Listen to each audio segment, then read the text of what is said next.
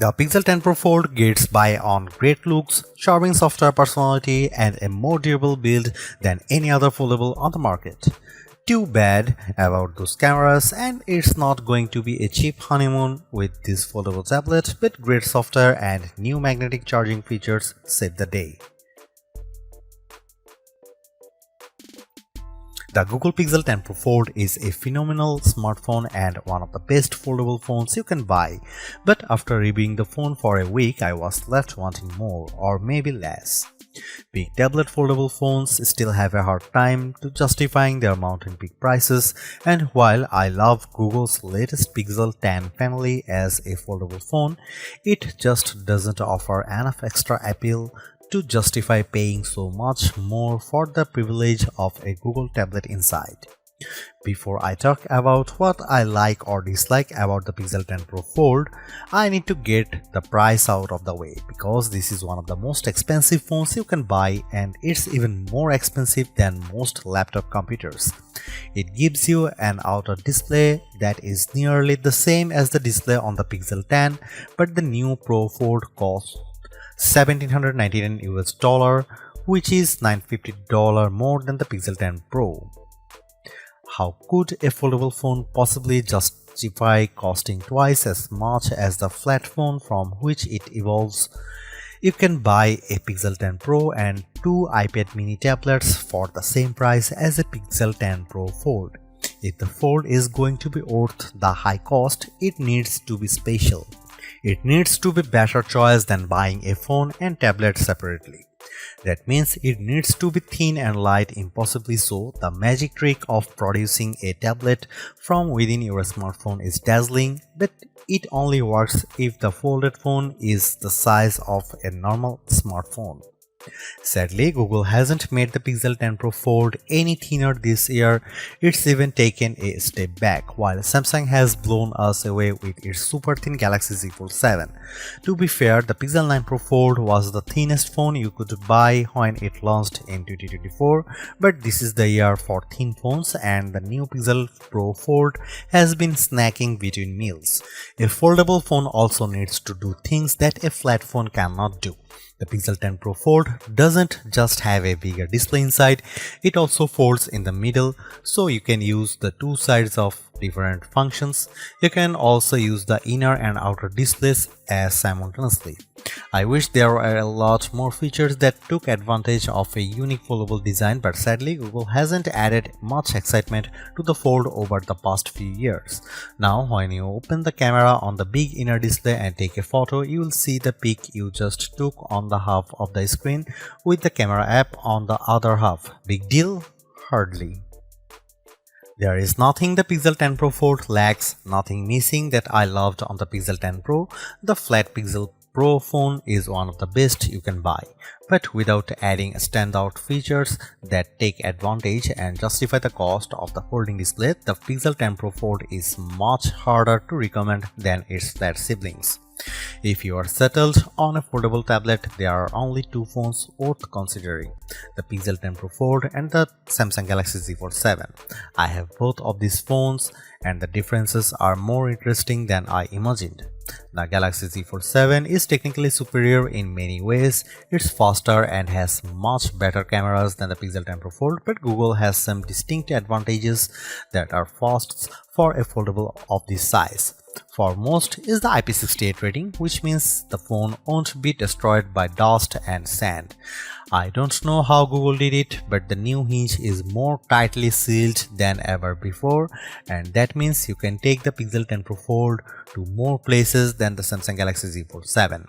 Google also includes its new PixelSnap magnetic charging on the Pixel 10 Pro Fold, which opens a world of accessories including charging stands, wallet cases, and magnetic tripods.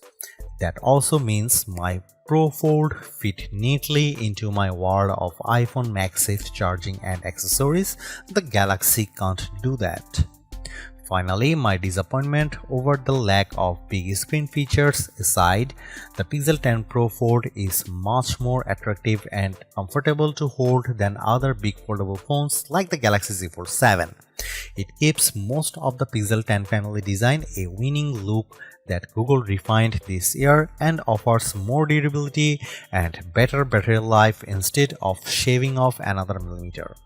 I would recommend the Pixel 10 Pro Fold over other foldable tablets like the Z Fold 7 because I like those priorities, durability and battery life, and because Google's version of Android remains the most polished and friendly on any phone, foldable or flat.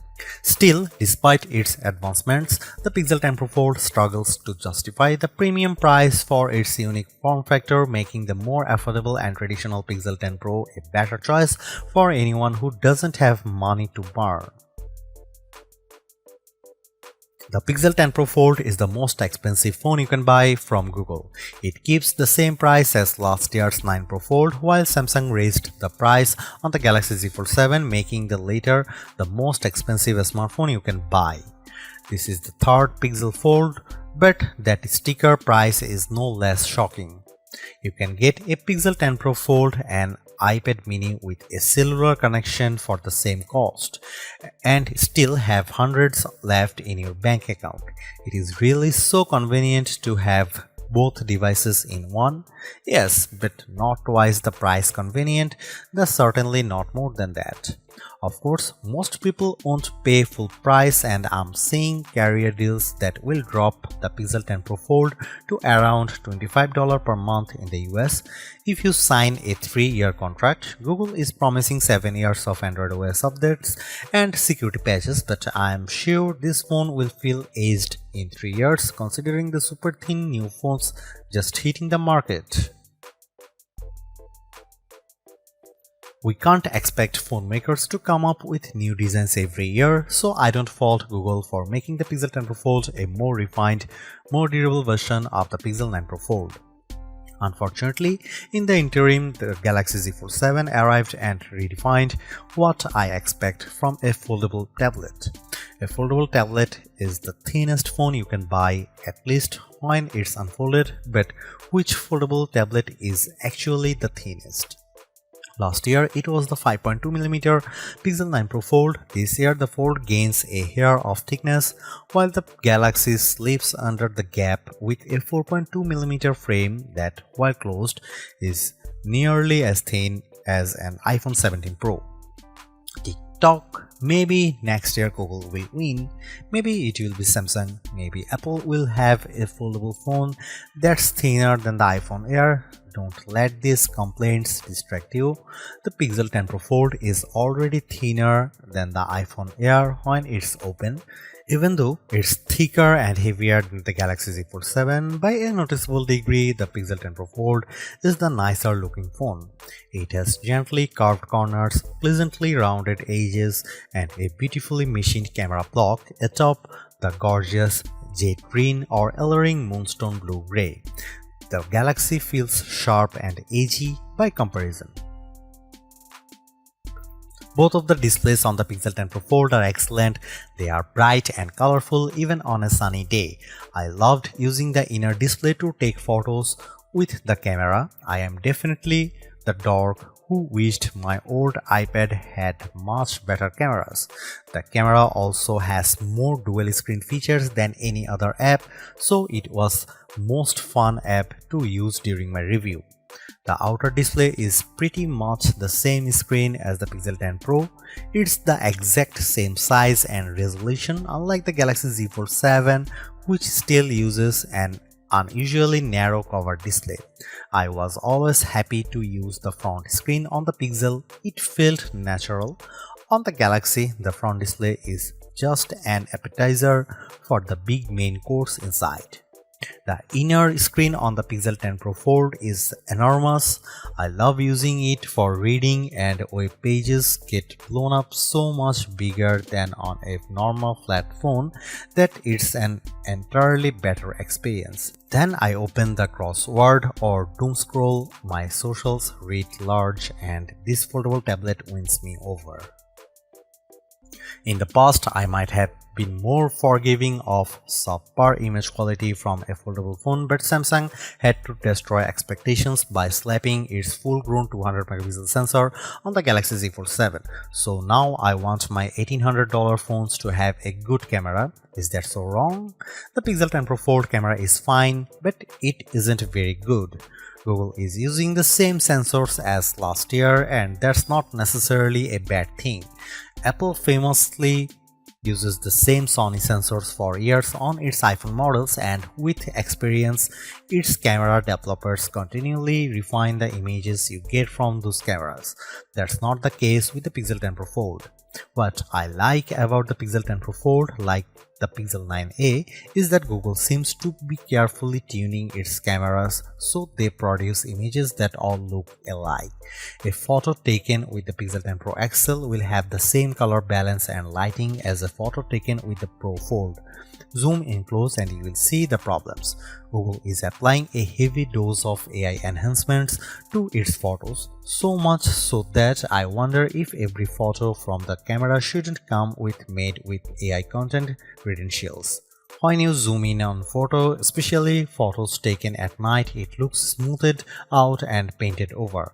On the phone screen, images look clearer when taken with the Pixel Fold versus other foldable phones like the Galaxy Z Fold 7. When you zoom in, however, that clarity starts to look artificial. If you don't need the absolute best photos from your smartphone camera, the Pixel 10 Pro Fold has a fascinating new pixel feature that could make you a better all-around photographer. When you have your shot lined up, instead of pressing the shutter, press the camera coach button and Google will use its AI to analyze your photo and offer advice. I don't mean simple advice either, like use portrait mode. Rather, camera coach is an AI instructor. First, it gives you 3 or 4 suggested themes for your phones. Then, it takes you step by step through the shot.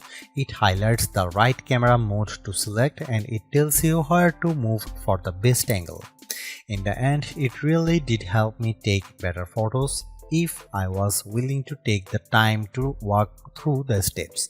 Camera Coach is one of Google's newest and most advanced AI features. Sometimes it simply would not load, complaining of bad network problems, even though I had a few bars. Other times I just got a generic error. When it did work, Camera Coach was impressively astute and it produced interesting results. So I'm willing to be patient and hope this feature improves over the next few updates.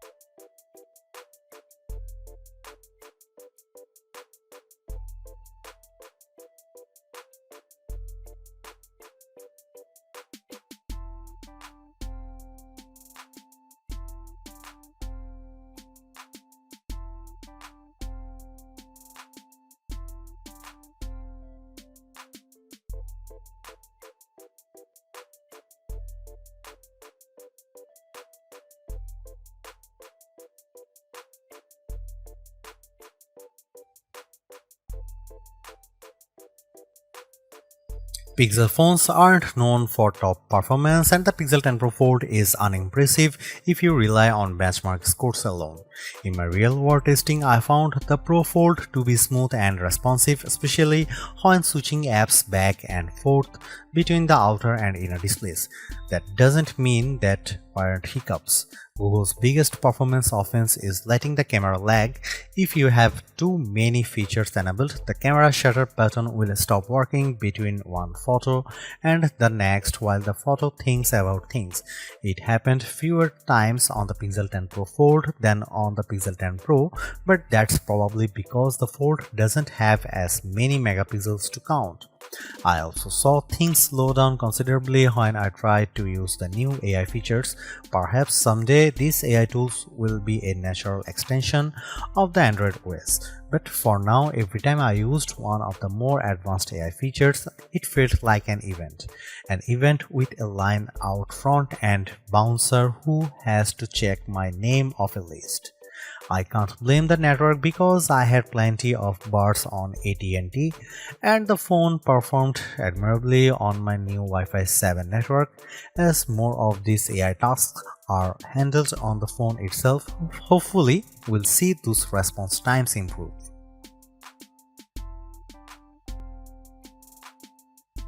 I will admit that the battery life isn't a huge priority for me these days, as my home, car and office are littered with wireless chargers, so I am continually topping up my battery.